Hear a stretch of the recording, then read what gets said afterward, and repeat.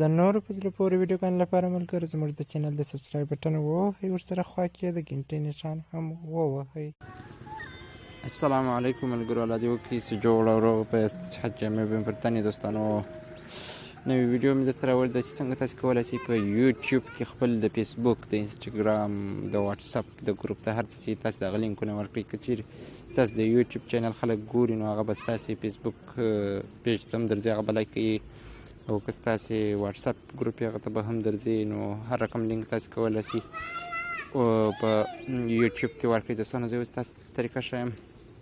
نو راځئ دوستانو، که چیرې تاسې غواړئ زموږ نورې ویډیوګانې وګورئ، په دغه چینل باندې کلیک وکړئ، ورسره دغه ویډیوز باندې کلیک وکړئ دوستانو. د ویډیوز دغه موږ ډېرې په زړه پورې ویډیوګانې اپلوډ کړي دوستانو، کولی شئ تاسې هره یوه وګورئ. نو دوستانو تاسې به ولاړ شئ، په خپل موبایل کې به براوزر خلاص کړئ. براوزر هر یو څیز ما سره دا ده دوستانو، تاسې لیدلی شئ ما سره کروم شته. زه دا کروم خلاصوم. د کروم څخه وروسته دلته یوټیوب، دغه د یوټیوب لیکلی ده، په خپله راوښتی ده، په دغه باندې سرچ کوم او یا هم دلته سرچ وکړئ، په هغه باندې یوټیوب خلاص کړئ. کله چې تاسې یوټیوب خلاص کړئ، دغه درې ټکي نښانونه په سر کې چې دي په ده باندې کلیک وکړئ، دلته د ډیسکټاپ سایټ ته یې واړوئ. د ډیسکټاپ سایټ څخه وروسته دوستانو دا داسې زوم یا نږدې کړئ، داسې تاسې ورته وګورئ دوستانو. په دغه راسته طرف کې دغه کوچنۍ علامه چې لیکلې ده د چینل عکس ته پر دوستانو، په دغه ځای باندې به کلیک وکړئ. دغه وروسته به په دغه مای چینل باندې په د اول سر کې په دغه کلیک وکړئ. مای چینل چې کله دوستانو تاسې کلیک وکړ، تاسې ته دا صفحه راځي. د صفحې څخه وروسته تاسې دوستانو دلته دوه اپشنه راځي، دا یوټیوب سټوډیو بیچا ده او دا کسټمایز چینل ده. تاسې به په دغه کسټمایز چینل باندې کلیک وکوئ. کله چې تاسې په کسټمایز چینل باندې کلیک وکړ دوستانو، دغه څخه وروسته به په دغه اباوټ باندې کلیک وکړئ. دلته دغه اپشنان راغلي دي دوستانو، تاسې لیدلی شئ په خپله دغه د یو اباوټ راغلی دوستانو، دا یو ډسکشن راغلی، دا بل چینل راغلی ده. تاسې به په دغه اباوټ باندې کلیک وکړئ.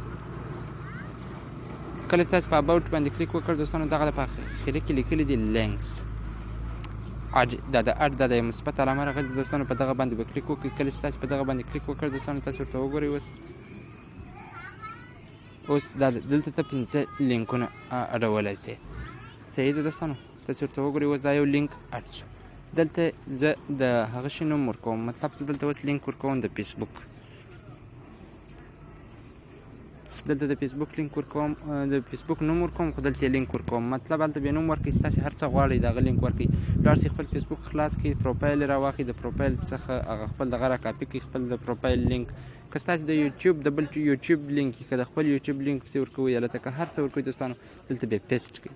په دې رقم تاسې کولی شئ په دغه اډ باندې کلیک وکړئ دوستانو، بل لینک اضافه کولی شئ. په د اول سر کې نوم ورکوئ، لینک ټایټل عنوان یې ورکوئ، په د دوم ځای کې لینک ورکوئ دوستانو. د هغه څخه وروسته په دغه ډن باندې کلیک کوم. تاسې ورته وګورئ دوستانو، دغه یو فیسبوک زه چې وکوم، تاسې دلته 5 لینکونه ورکولی شئ، که د انسټاګرام وي، که د ټلیګرام وي، د هر څه په باره یې دوستانو. په دغه ډن باندې کلیک کوم. تاسې اوس ورته وګورئ دوستانو، دغه لینکونه به اوس هلته ښکارېږي، او کله چې خلک کلیک پر وکړي، هغه خلک به راځي زما و آی ډي ته. تاسې ورته ګورئ دوستانو، زه دا یم ځم خپل چینل خلاصوم. د چینل څخه وروسته دوستانو تاسې ورته وګورئ، مای چینل باندې کلیک کوم. مای چینل څخه وروسته دغه اباوټ ته راځم.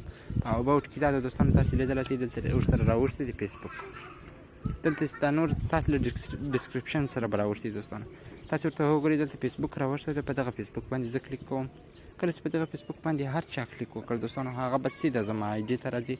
یعنې که تاسې دلته د بل یوټیوب لینک ورکړئ، هغه به ستاسې یوټیوب ته درځي.